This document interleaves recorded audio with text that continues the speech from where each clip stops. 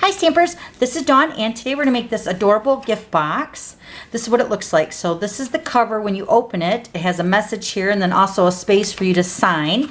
And then also the little gift box underneath. Mine's holding candy. And then here's another one. This one's using the garden green cardstock. Now this is in a pack of 12 by 12 cardstock right now in the holiday catalog. So this is what this one looks like. You open it up and then this one has candy as well. Isn't it adorable? So now this idea came from a fellow demonstrator. She gave me this one. Her name is Vicki Spicer. Isn't it adorable? But wait till you see what's inside of it. So she used my One Wild Ride, my $1 Million stamp set. But look, there's the opening part of the box, or the cover. And then inside of hers, she made these little cute shrinky dink earrings using the motorcycle. Aren't those adorable? Love it. So now with Vicki's box, I actually had to take it apart to get the measurements because I loved it and I wanted to case it. But it did travel from Orlando to Michigan, so it was already kind of in a little rough shape. But I still put it together because I always want to keep it. So it's so sweet. Thank you so much, Vicki. I love your box and I love the earrings. Oh my gosh. Okay, so let me show you how to make the box today. Okay, so let's start with the measurements. I'm going to be using the Poppy Parade. You're going to need a piece cut at 3 by 12. And then also for the box, this is cut at 4 13/16 by 4 13/16. And I will show you that measurement on my trimmer because I know I've had a lot of problems over the years with the 16ths and the 8ths, but I'll show you exactly where that measurement is. Then you're going to need 3 pieces of Whisper White, and these are all cut at 2 7/8 by 2 7/8. And then a piece of the Santa's Workshop, and this is cut at 2 3/4 by 2 3/4. Okay, so let's grab our paper trimmer. All right, so let's grab our 3 by 12 piece. We're going to score this first. We're going to score this at 3, 4, 7, 8, and 11. Okay, now let's bring in the box part. Now remember, this was the piece that was cut at 4 13/16 by 4 13/16. So let me explain here. So you got on your trimmer, I don't think I can zoom in, but on your trimmer you have your 8ths, which is not quite the smallest one. This is the smallest one, the 16ths. So we want 13/16. So if you count out all the little slashes between the 4 and the 5, even the tiny, tiny ones, you're going to get the 13/16, okay? So you're going to count out 1, 2, 3, 4, 5, 6, 7, 8, 9, 10, 11, 12, 13 right here. So it's the tiny, tiny mark between the 3/4 and the 7/8. Okay, so it's right there. So that's the mark that you want to cut your cardstock at. 4 13/16 by 4 13/16. And it will make a difference because the box will be slightly tighter to slide into the cover. Okay, so now we're going to go ahead and score all 4 sides at 1 inch. So let me go ahead and do that.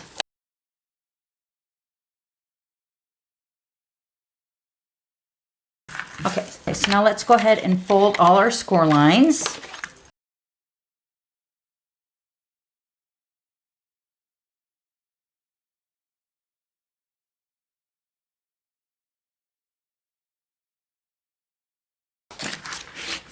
Okay, let's grab our paper snips.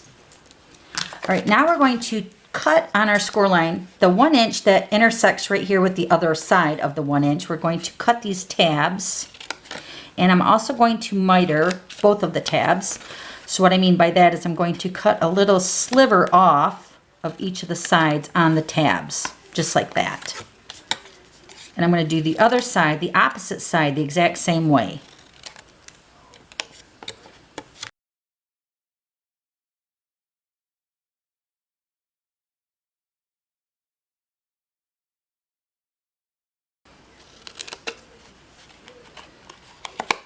So now on these 4 tabs, you're going to use your adhesive. I'm just going to use snail for the sake of the video, but you might want to use some stronger adhesive like tear and tape. And then we're going to also add tear and tape to this edge as well. So let me go ahead and grab the snail. Okay, so we are going to add the tear and tape to the cover part. I'm going to add 2 strips of the tear and tape. And then the box, we're just going to put the snail on these 4 tabs.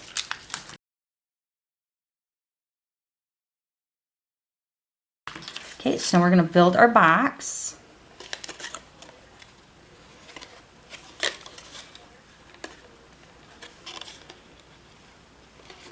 Okay, there's our box. Now we're going to build our cover. Let me grab my paper piercing tool to peel off the backing of the tear and tape.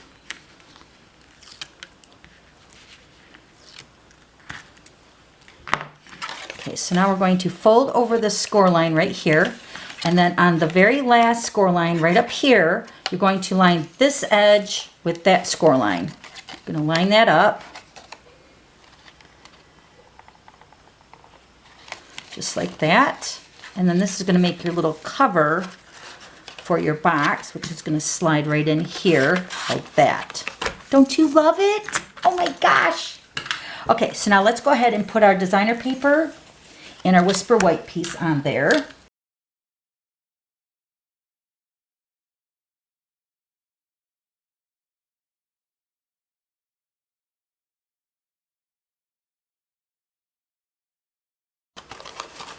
Okay, and then I did add a strip. This is about a 1/2 inch wide by 2 7/8 on either side of the Whisper White, because these are going to go on the inside. And of course, if you want to stamp a message, I would stamp before you put it onto your box.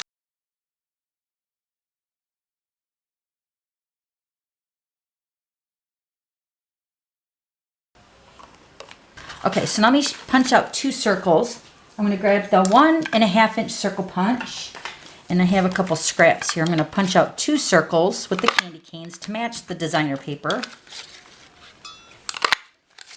And we're just going to go ahead and fold these in half.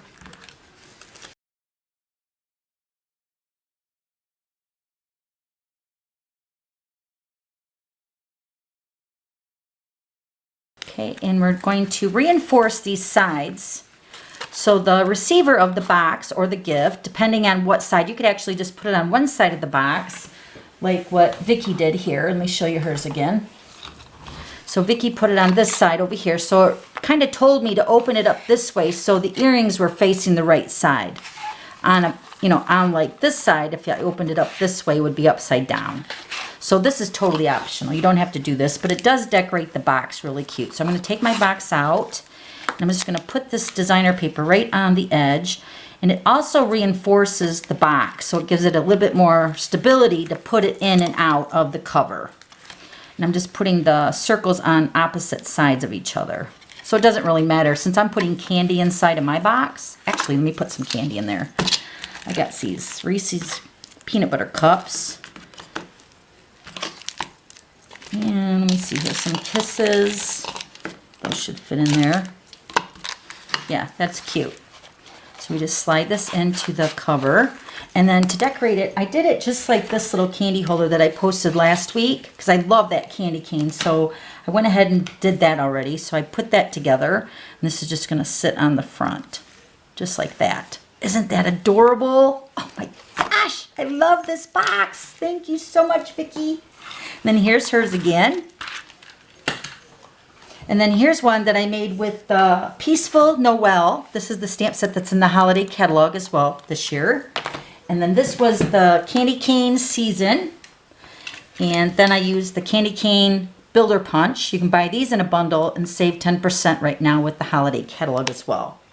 Okay, so I'll have all the items listed below. And then don't forget to subscribe to my YouTube channel so you don't miss any future videos. Okay, thanks for stopping by, and we'll see you later. Bye.